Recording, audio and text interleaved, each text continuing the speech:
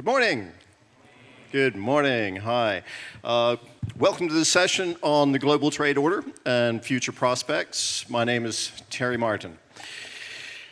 The global trade order is being reshaped in real time. Geopolitical rivalries, tariff wars, and the rise of digital platforms are rewriting the rules of the way economies connect.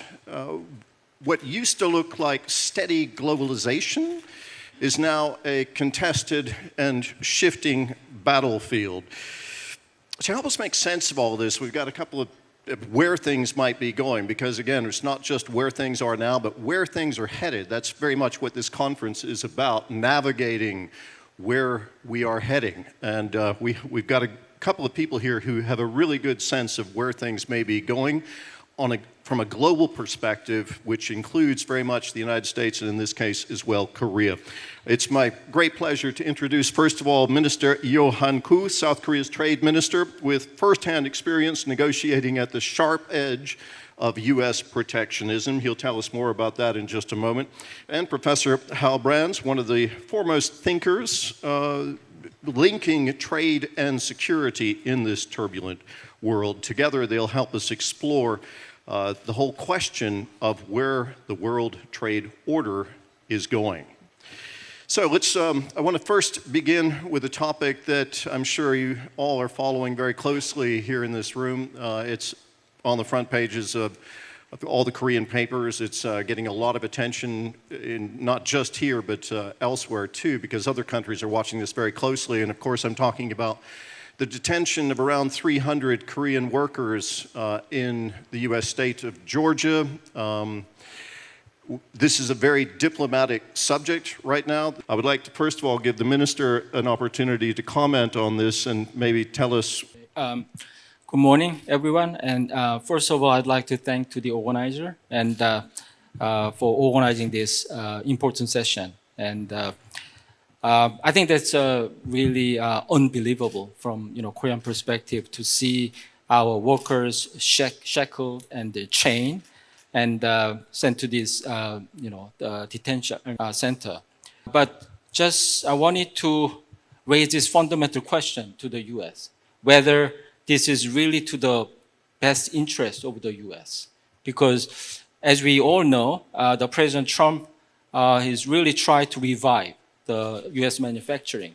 And obviously, the U.S. need partners like Korea. And I argue that Korea is really best the partner to help the U.S. rebuild this manufacturing sector. And our workers were there to help the rebuild U.S. industry, especially in those critical industries, such as battery, EVs, and then also semiconductor, and going forward, possibly shipbuilding as well. But when I ask around the Korean manufacturers potentially interested in the U.S., number one obstacle they are pointing out is workers. They cannot really find qualified workers, right? So I think the solution could be kind of really facilitate visa process to to bring this technician and the qualified Korean workers to the U.S. to really kind of facilitate this the field building factories, etc. Or kind of find right caliber of workers in the U.S. But the latter option is not really possible in the short term. If that's the case, I think there needs to be fundamental solution to really facilitate, even in the short term, to bring qualified Korean workers to these U.S. factories. Otherwise, I think all this, the manufacturing renaissance, partnerships or this reviving U.S. manufacturing would be just a dream. Thank you very much. Hal, would you like to chime in here at all?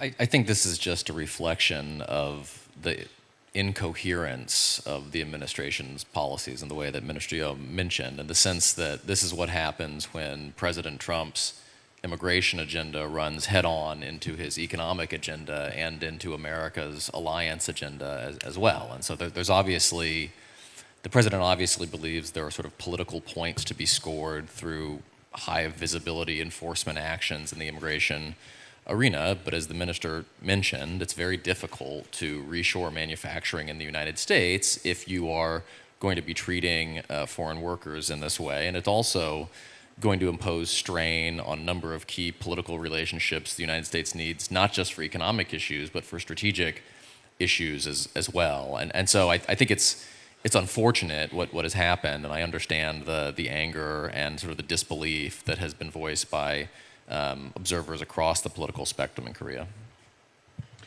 Thank you very much. Good.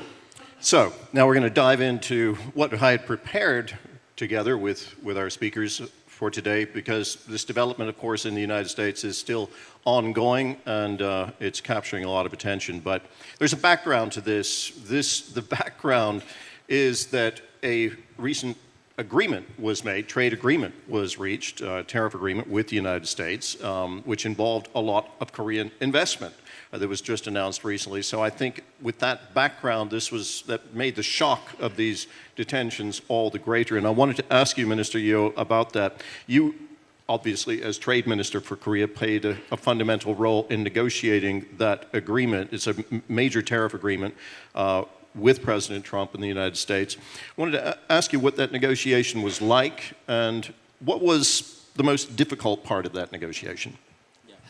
Obviously, it was not an easy process for Korea because I think there were, the difficulties in particular on both sides. First, on the Korea side, Korea was late in the game. We've gone through this political turmoil because of this, the martial law and impeachment, etc. So when this new administration came into power, actually I was appointed in less than a week, after the new government came in. And then in my second week, I was in DC, meeting with my counterpart, the USTR Korea, and also Secretary Lutnick as well. But already many of other countries' negotiation were, progress way ahead of Korea. So actually by the time when Korea was ready to really accelerate this negotiation, I think already Japan got a deal and the European Union got a deal. So Korea was actually under a lot of pressure as a latecomer to really find out the best deal for Korea. So that was on the Korean part, and then on the US part. I've gone through the first Trump administration. At that time, renegotiating this Korea-US free trade agreement at that time. But I think right now, this time around, is very, very different from Trump 1 as well. During the first Trump administration, actually, I think the dynamics and the structure on the US side was much simpler, And at that time, we had this, the Section 232 steel tariff and many other threats of the tariff, but actually only steel 232 tariff. And I think this safeguard measures on the washing machine, that was actually just the only new tariff put in place. But now I think it's almost like more than 100 times of tariff in terms of scope and magnitude.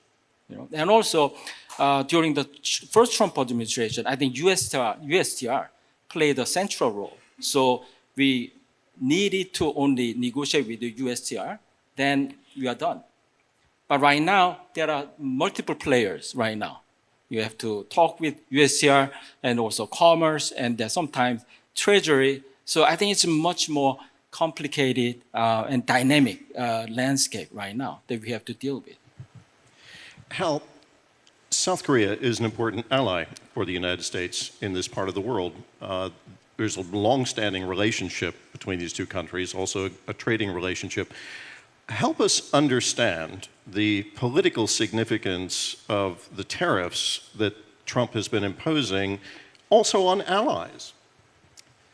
Well, I think the word that you mentioned there, allies, is really the key, because one of the ways in which the Trump administration is different than a lot of prior U.S. administrations, and certainly different from the Biden administration, is that President Trump doesn't think of the world in terms of allies and adversaries as the United States has typically thought of them. And in fact, in his mind, it is U.S. allies that have often taken advantage of the United States and exploited the United States. And he looks at, and I'm not advocating this view, I'm just trying to explain how President Trump, I think, sees it. He looks at unbalanced trade relationships and unbalanced alliances as two sides of the same whole. And so when he looks at U.S. relations with Germany or other European countries, or U.S. relations with Japan or South Korea, what he sees are countries that are exploiting access to the American market, in his view, and that are exploiting American military power and military protection so they can underspend on their own militaries. I think there is a lot to contest in that view. There's a lot one can argue about, and I certainly would argue with some of the remedies that the president has proposed for that problem. But I think that's a faithful rendering of how he sees the international environment. And it creates a lot of dissonance in the world, because countries with whom the United States has had long-standing security relationships in many cases expect or hope, understandably, to be treated better than countries who straddle the geopolitical divide or may end up on the opposite side of it. And that happens only imperfectly in the Trump administration. And then I would just sort of echo a point that the minister made, which is that it's a much more complicated negotiating environment for American trade partners this time around, in part because there is so much less reliable process in this administration on policy issues than there was in Trump 1. In Trump 1, for at least significant parts of the administration, there was something that resembled a normal policy process on the national security side, on the economic side as well. This time, there's a lot more sort of freewheeling by the president himself. There's a lot more of having various advisors who are sort of trying to interpret the president's wishes based on an imperfect understanding of exactly what he wants. And I think it's made it difficult in many cases for U.S. trade partners to even understand what it is the United States is seeking in some of these negotiations. I can see that. Okay. We've talked in very broad terms and a little bit about the negotiating experience of coming up with this tariff agreement, which was difficult. I wanted to ask you, Minister Yeo, about a very specific part of that deal, the word Trump's favorite word.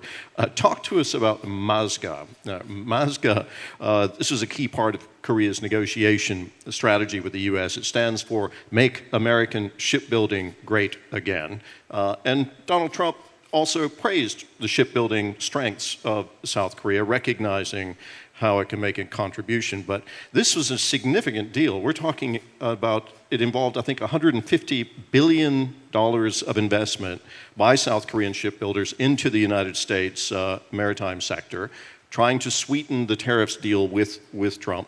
The offer was designed to avert even bigger tariffs than South Korea is already dealing with. It seems to have gone down well. How did you come up with that, and how does it fit into Korea's core strategy towards the U.S.? Yeah, I think that's a great question. I think Korea's core strategy approaching this negotiation was that we try to see the big picture. It's not just about tariff negotiation, but this is about kind of developing new sort of a strategy for industrial and economic cooperation for the next 4 or 5 years between two countries. And in that sense, we saw that manufacturing Renaissance partnership is a key win-win proposition for both countries. But because, as I mentioned, U.S. need partner to rebuild the manufacturing. And this is an area where Korea can offer a lot, can make a difference to our U.S. partners, right? And so in that sense, already many Korean companies are investing in semiconductor, batteries, EV, and etc. But especially shipbuilding is exactly the area where only Korea can make a difference to our U.S. partners. But because we all know that the U.S. right now is much far behind many of these strategic competitors in Asia, and but Korea is the number 2 after China in terms of the shipbuilding capabilities. So we sort of developed this idea of make America shipbuilding great again by forging this strategic partnership between these two. I think there are 2 components from the U.S. perspective. They need to kind of secure the more military ship as well as commercial ship as soon as possible. So filling the gap is number 1. Number 2, in the process also, they want to rebuild this industrial base, right? So by forging this partnership between this Korean shipyard and then U.S. shipyard, for example, Philly shipyard that a Korean company had acquired, by coordinating and kind of combining these kind of the shipyard in both countries, we can achieve these 2 objectives, kind of building these necessary ships as soon as possible for the U.S. Navy or U.S. commercial partners, and also in the process slowly begin to rebuild this U.S. Industrial base. But in order to do that, we need workers, right? Workers, and also we need steel. We need a lot of these components, intermediate good. So that is why also it is very, very important for the U.S. to need U.S. government to do this kind of streamline all this regulation, kind of blocking this development of this shipbuilding industry in the U.S. Hal, I think you want to respond to that. And maybe when you're responding, maybe you could also kind of cast your gaze ahead of where you see this tariff policy going in the U.S., this protectionist tendency.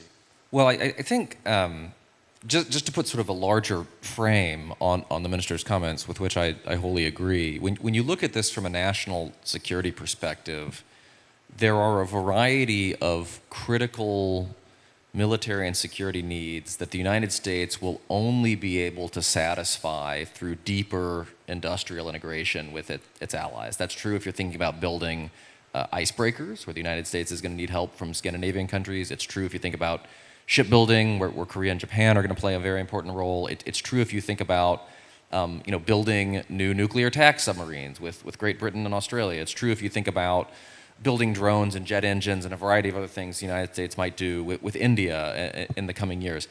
The only way to sort of create greater security and greater military resilience in what we might think of as the free world or the democratic world is to achieve a much deeper integration of those industrial and technological development capabilities. And so the stakes of this are very high, even going beyond the U.S.-Korea relationship, as important as that relationship is. With respect to the tariffs, I think it's important to differentiate between trends that are sort of part of the American political landscape and then trends that are more idiosyncratic or more particular to this administration and this president. The U.S. has been turning away from sort of the high tide of free trade for about 15 years now. This is a bipartisan phenomenon. You only have to go back to the fact that both Hillary Clinton and Donald Trump disavowed the Trans-Pacific Partnership when they were running for president in 2015.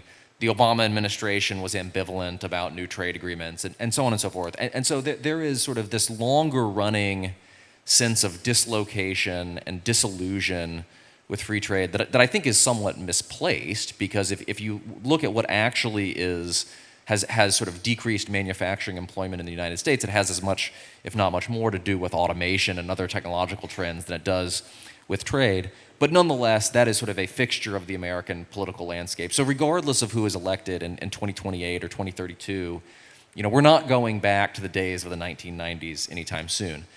That said, there's a reason that Trump refers to himself as tariff man, because he is sort of consumed with tariffs in a way that I think is not true of virtually any other major actor in the American political system. He views tariffs through his own political lens. He views it through his own economic lens. He has this sense of American greatness that's very much rooted in sort of an 1890s approach to foreign policy. We're emphasizing territorial expansion, high tariff walls, and things like that. And so we know that there are going to be sort of high tariffs as a fixture of U.S. policy as long as Trump is in charge. But I think it's a more open question as to whether the next president would take a similar sort of omnidirectional approach to putting high reciprocal tariffs, so-called reciprocal tariffs, on virtually every country in the world. I think that is more unique to this administration. Minister Yeo, South Korea has to contend not only with its ally, the United States, but also with China. And when I say contend, I mean also do trade with and to somehow find a way of working with both of these. Trade policy concerning these two great powers is intimately connected with security and politics. How are you working to strike a balance between trade, diplomacy, and security in relation to these two great powers? Yes, I think it's a tough question. But the world has changed, and now we live in a world where these economic, commercial issues are intertwined with national security and all these issues. So I think that's the cold reality that we have to face. And when it comes to the G2 issue, I think Korea is, in terms of the trade portfolio, Korea is much more balanced right now than before.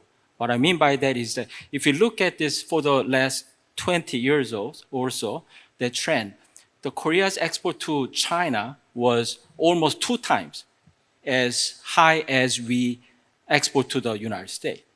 But for the last 3-4 years, that trend has begun to shift towards more balanced, way. So right now, last year, 2024, Korea's export to China was about 19.5% or so, and Korea's export to the U.S. was 18.7%. So it's coming very, very close.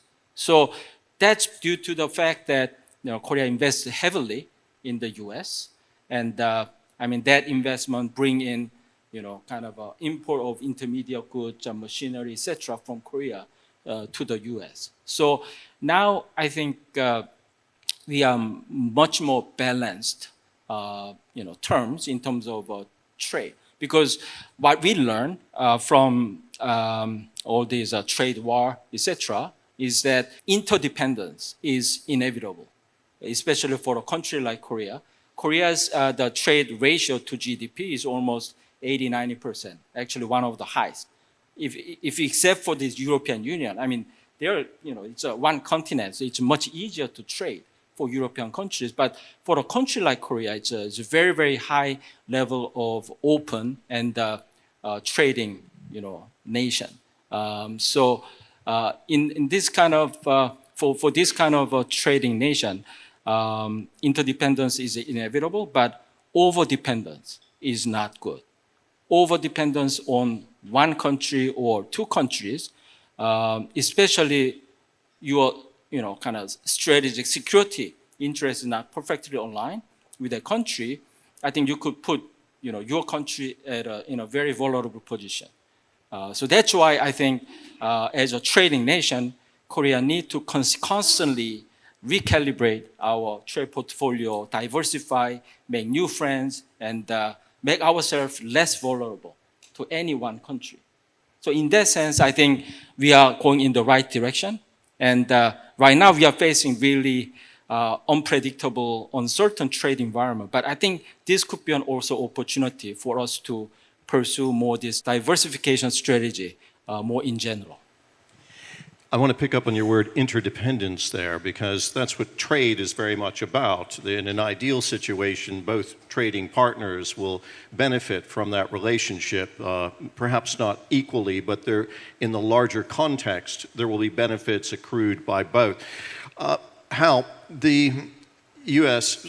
protectionist stance that it has now, the sanctions or tariffs that are being imposed on a lot of other countries, I want to ask you how that is impacting U.S. companies.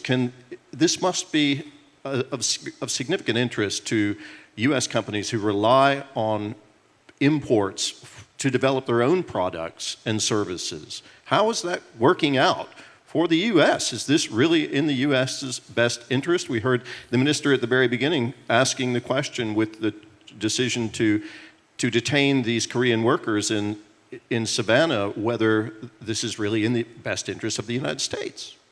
The short answer, in my view, is no. And I think that there is, and I'll just be very candid about this, a basic economic illiteracy at the heart of the president's approach to foreign trade. And so, the president will conduct these negotiations, and if the United States ends up paying a lower tariff for entry into another country's market than that country pays for entry into America's market, he counts that as a win, right? That is a manifestation of American power and negotiating prowess. It is also a tax on American consumers who are buying goods from abroad and American firms that are importing inputs or finished products from abroad.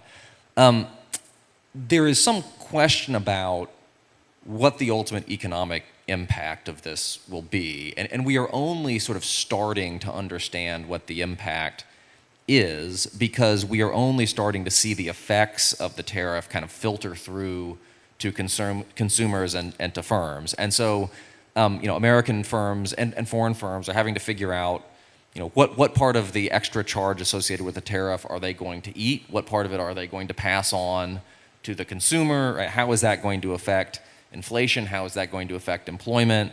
I think the general answer is that it's not going to be good for the American economy in terms of generating sort of a more prosperous, more dynamic system. But the question of whether we're looking at sort of, economic apocalypse, as it looked like we were looking at in April when the stock markets and the bond markets were starting to freak out a little bit over the tariffs, or looking at something that is unhealthy but perhaps more manageable, I think we're still sort of coming to grips with the answer to that question. I'm going to put one further question to the minister, and then I'm going to open the floor for some questions. So if you have questions, be thinking about them now, and I'll come to you in just a moment. Minister Yo, what about the evolving relationship between Korea, the U.S., and Japan? Relations between Japan and Korea they've been fluctuating over the years. I've been coming to the World Knowledge Forum now. I think this is the 8th year, and it's been fascinating to always check in on that trading relationship because it is evolving as well. What kind of synergies do you see evolving in that tripartite relationship? I think this trilateral relation between Korea, U.S., and Japan are very, very important right now, strategically aligned among these three countries. From U.S. perspective, this Asia Pacific is a very important strategic, battleground, right? And right now, but Korea and Japan are struggling with similar problem. I mean, the aging and shrinking populations. And although, we are competing in similar industry, but I think the supply chain between Korea and Japan are very well developed. And in this, from, the materials parts and, this higher end, this finished product. And also, if we combine the size of Korea and Japan, for example, GDP-wise, if we combine the size of Korea and Japan, it's a third largest in the world.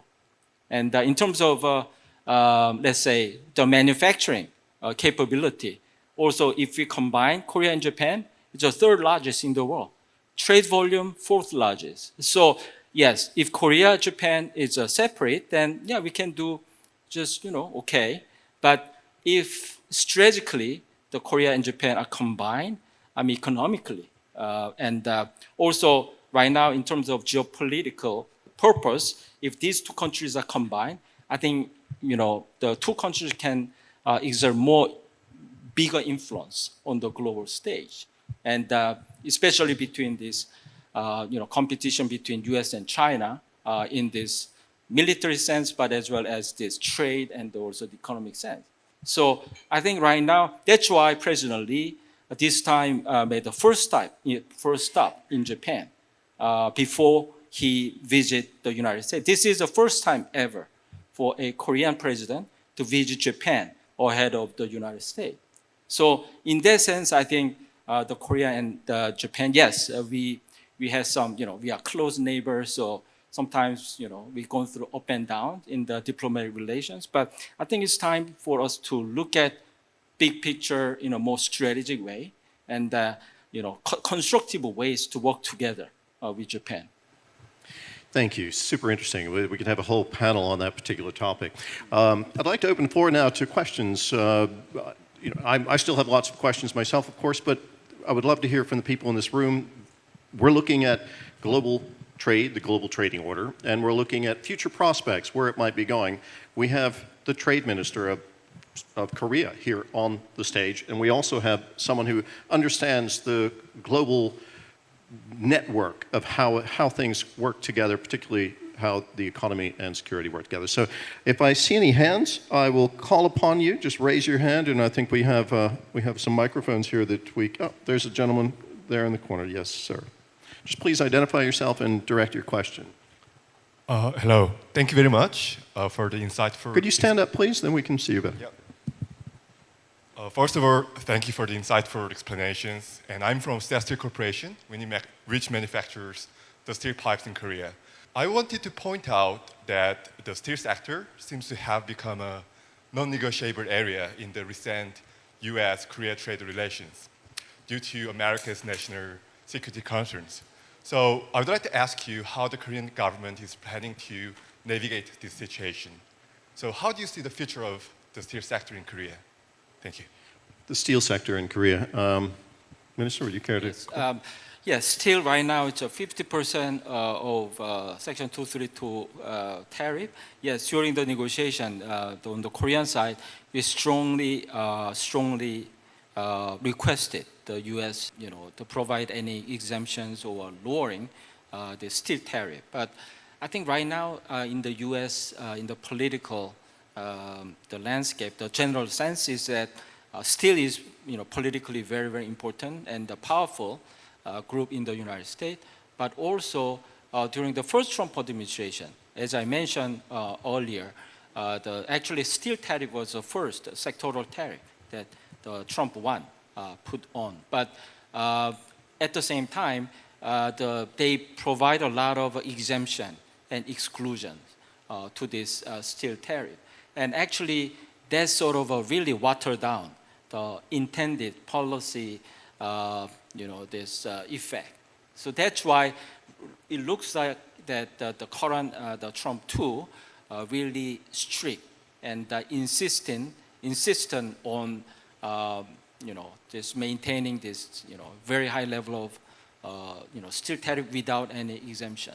But I think Korean government is well aware of the seriousness of this issue to our industry, and we continue to raise this issue to the U.S. side. But also, I think we taking a lot of measures to support these domestic industries struggling from this tariff. Another question from the floor? Well, think carefully. Maybe you have one. Oh, there's one. Gentleman in the center. Again, if you could just stand up and identify yourself and direct your question. Hi, I'm Brian from Samsung Asset Management. We have formed a fund to invest in the U.S., and the U.S. mentioned that 90% of the profits will be retained. Was this part of the negotiation table? What's your thoughts on that? Yeah, I think the gentleman is talking about this kind of financing package that the Korea agreed with the U.S. On kind of providing about $350 billion, and this how that the profit could be kind of distributed, etc.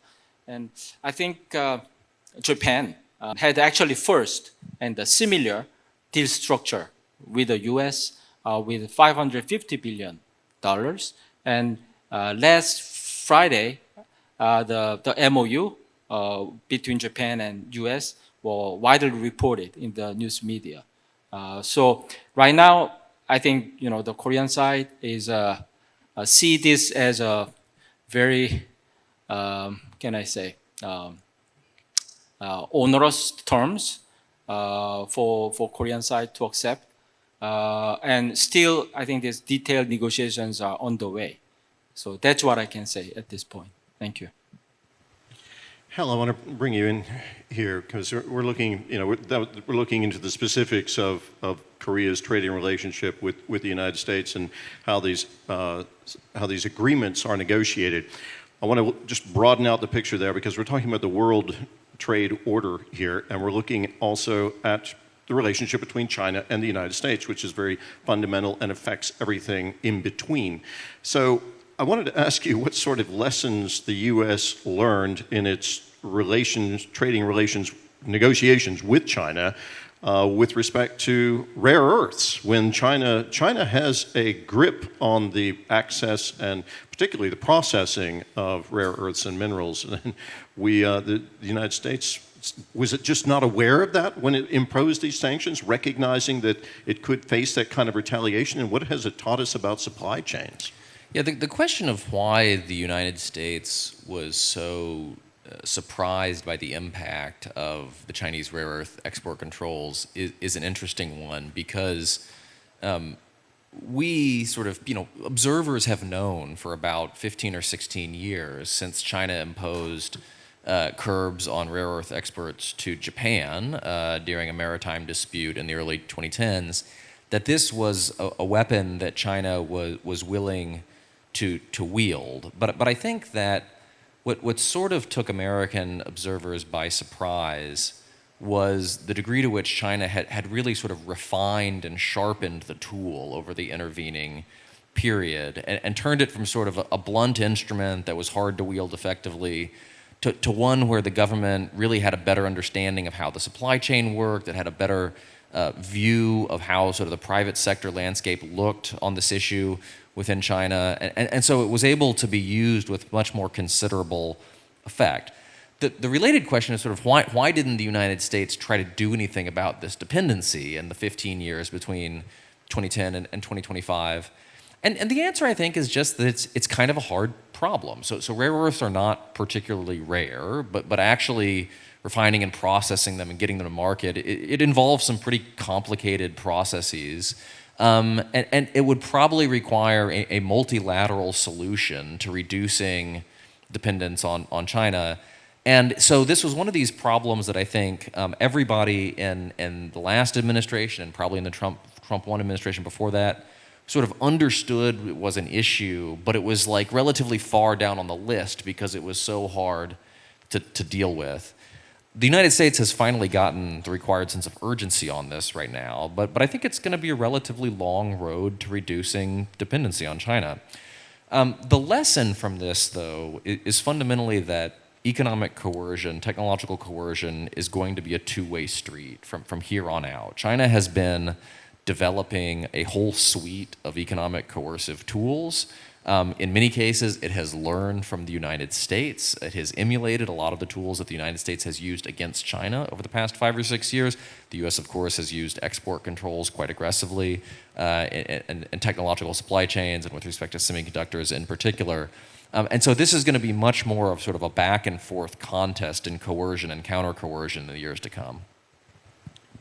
Minister Yo, we've been talking a lot about steel and rare earths and shipbuilding, things you can, tangible things you can really put your finger on. But there's also the digital market that needs to be talked about as well. It's calling for new global standards in trade and how to deal with digital products and services. Against that backdrop, what sort of strategy does South Korea have to foster growth in its own tech sector and relate to the global market in that sense?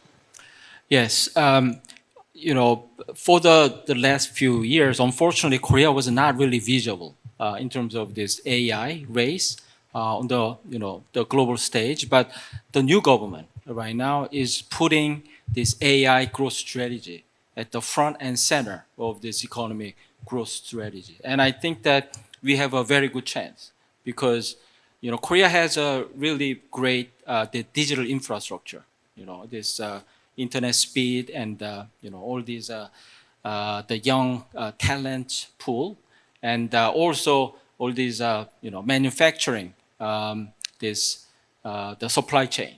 So, for example, recently there was a big announcement of the SK and Amazon. They are building new AI data center in Ulsan. It starts from with about 100 megawatt size, but eventually up to 1 gigawatt, which is enormous, size.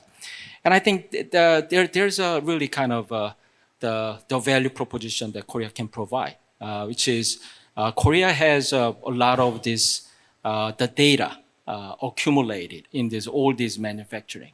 The Ulsan, the area where this data center will be built, is that has industrial clusters of automobile and chemical, machinery, and shipbuilding, etc. So I think that's sort of plenty of accumulated data in this manufacturing operation. That's what actually what Korea can offer, And with this combination of the manufacturing sector data accumulated in Korea and this breakthrough technology and the foundational technology of these American tech companies, if these two are combined, I think we can really change the game, And right now, I think this.